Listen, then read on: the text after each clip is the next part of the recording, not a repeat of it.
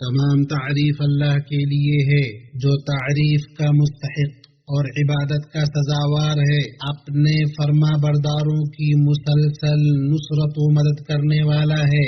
میں گواہی دیتا ہوں کہ ایک اللہ کے سوا کوئی معبود حقیقی نہیں، اس کا کوئی شریک نہیں، اس کے لیے اخلاص برتنے والے کی گواہی جو اس کی وحدانیت کی سچی گواہی دے، اور میں گواہی دیتا ہوں کہ محمد اس کے بندے اور رسول ہیں۔ اللہ نے انہیں رسولوں کی آمد کے ایک وقفے کے بعد بھیجا اور ان کے ذریعے اپنے بندوں کو ہدایت دی۔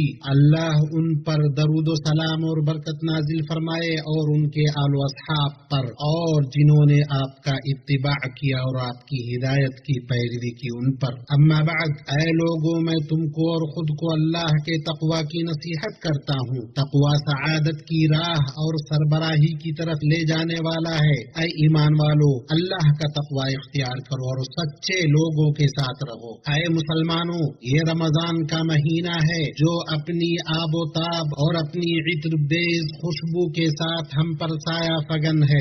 ابو ہریرہ رضی اللہ عنہ سے روایت ہے، انہوں نے کہا کہ رسول اللہ صلی اللہ علیہ وسلم نے فرمایا، جب رمضان کا مہینہ آتا ہے تو جنت کے دروازے کھول دیے جاتے ہیں اور جہنم کے دروازے بند کر دیے جاتے ہیں اور شیاطین کو قید کر دیا جاتا ہے۔ بخاری اور مسلم نے اسے روایت کیا ہے۔ لوگوں پر رمضان آتا ہے اور رمضان ان کے لیے ضروری ہے، ان کی روحوں کو اس سے بے نیازی نہیں ہے تاکہ خیر کے چشمے ان کے دلوں میں جاری کرے اور ان کے نفسوں میں نیکی کے ماند پڑے احساسات کو جگائے اور ان کے ذہنوں میں اللہ سے تعلق کے سوئے ہوئے محرکات کو بیدار کرے، ان کی فطرتوں کو اس صفائی و پاکیزگی کی طرف لوٹائے جس پر انہیں پیدا کیا گیا ہے۔ رمضان شہوات سے کنارہ کش ہو کر نفس کو رام کرنے، آسمان کی طرف روح کو بلند کرنے اور رحمت و شفقت کے ذریعے مالدار اور نادار کے درمیان فاصلے کو کم کرنے کا نام ہے۔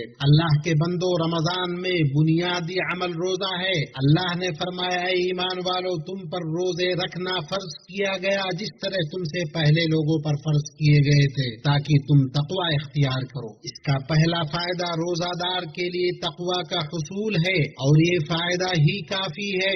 روزے دار کو یہ فائدہ اس لیے حاصل ہوا کہ روزہ اس کی شہوت کو توڑنے، اس کے نفس میں خاکساری پیدا کرنے، اس کی خواہش کو کمزور کرنے اور غرور و تکبر سے اسے دور کرنے میں اثر انداز ہوتا ہے۔ اللہ نے روزہ کی شان کو بلند کیا، اس کا بدلہ و ثواب بہت زیادہ رکھا۔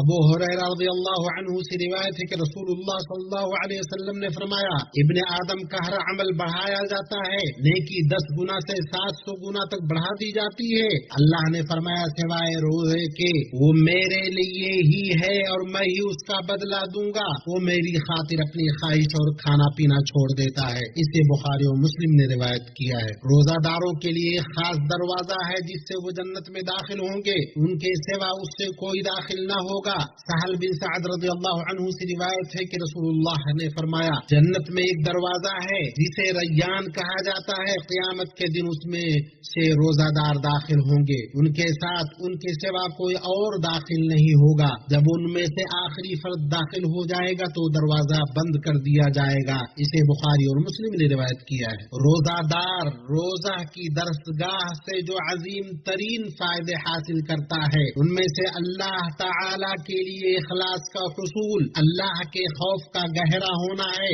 روزہ پوشیدہ عبادت ہے جس پر اللہ صرف مطلع ہے، چنانچہ اس کا اثر روزہ دار کے دل، اس کے احوال و ایام میں سرایت کرتا ہے۔ رمضان میں قرآن کی تلاوت کی جاتی ہے، روز و شب کی گھڑیوں میں اس سے زبانیں تر رہتی ہیں۔ ایسا کیوں نہ ہو جبکہ رمضان قرآن کا مہینہ ہے۔ رمضان میں ہی پیارے نبی صلی اللہ علیہ وسلم پر یہ نازل ہوا۔ اللہ نے فرمایا، ماہ رمضان وہ ہے جس میں قرآن اتارا گیا جو لوگوں کو ہدایت کرنے والا ہے۔ اور آپ صلی اللہ علیہ وسلم رمضان کی ہر رات جبریل سے ملاقات کرتے اور ان کے ساتھ قرآن کا دور کرتے تھے۔ اسے بخاری اور مسلم نے روایت کیا ہے۔ رمضان اللہ کے لیے قیام کا مہینہ ہے، اور جو ایمان کی حالت میں اور ثواب کی امید سے رمضان کا قیام کرے اس کے لیے نبی اکرم صلی اللہ علیہ وسلم نے ضمانت لی ہے کہ اس کے گناہ بخش دیے جائیں گے۔ ابو ہریرہ رضی اللہ عنہ سے روایت ہے، رسول اللہ صلی اللہ علیہ وسلم نے فرمایا، جو رمضان میں با ایمان ہو کر حصول ثواب کے لیے رمضان کا قیام کرے گا تو اس کے سابقہ گناہ معاف کر دیے جائیں گے۔ متفق علیہ روایت ہے۔ اللہ میرے لیے اور آپ کے لیے قرآن میں برکت عطا فرمائے اور مجھے اور آپ کو اس کی آیات اور ذکر حکیم سے فائدہ پہنچائے۔ اپنے اور آپ کے لیے اور تمام مسلمانوں کے لیے ہر گناہ سے مغفرت طلب کرتا ہوں، اس سے مغفرت طلب کرو، یقیناً وہ بخشنے والا مہربان ہے۔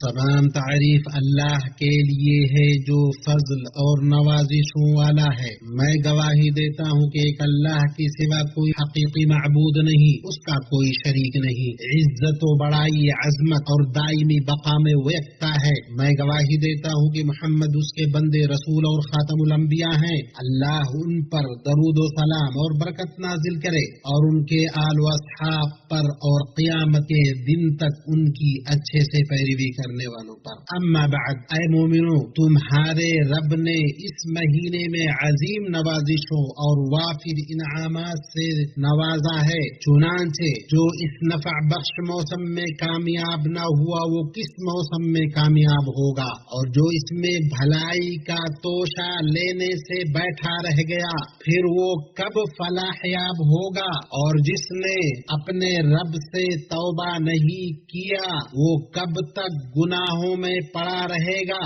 اور کب نیک بنے گا۔ حدیث میں ہے، اس شخص کی ناک خاک آلود ہو جس پر رمضان آیا اور اس کی بخشش سے پہلے رخصت ہو گیا۔ اسے امام احمد اور ترمذی نے روایت کیا ہے۔ یہ باتیں رہیں، درود و سلام بھیجو اللہ کی مخلوقات میں سب سے بہتر ہستی اور اس کی وحی و شریعت پر اس کے امین محمد بن عبداللہ پر۔ اے اللہ، درود و سلام اور برکت نازل کر آپ پر، آپ کے نیکوکار اور پاک باز اہل خانہ پر اور مومنوں کی مائیں آپ کی بیویوں پر۔ اللہ چاروں خلفاء، ائمہ حنفاء، ابو بکر و عمر، عثمان اور علی، آپ کے تمام آل و اصحاب سے اور قیامت تک اچھے طریقے سے ان کی پیروی کرنے والوں سے راضی ہو جا۔ اپنے جود و کرم سے ان کے ساتھ ہم سے بھی راضی ہو جا، اے اکرم الاکرمین۔ اے اللہ، اسلام اور مسلمانوں کو غلبہ عطا کر دین کی قلعہ کی حفاظت کر، اپنے مومن بندوں کی مدد فرما۔ اے اللہ، مسلمانوں کی پریشانی دور فرما، مصیبت زدہ کی مصیبت دور کر، قرض داروں کا قرض ادا کرا دے، ہمارے اور مسلمانوں کے بیماروں کو اپنی رحمت سے شفا دے دے، اے ارحم الراحمین۔ اے اللہ، ہمیں ہمارے وطنوں میں سلامتی عطا فرما،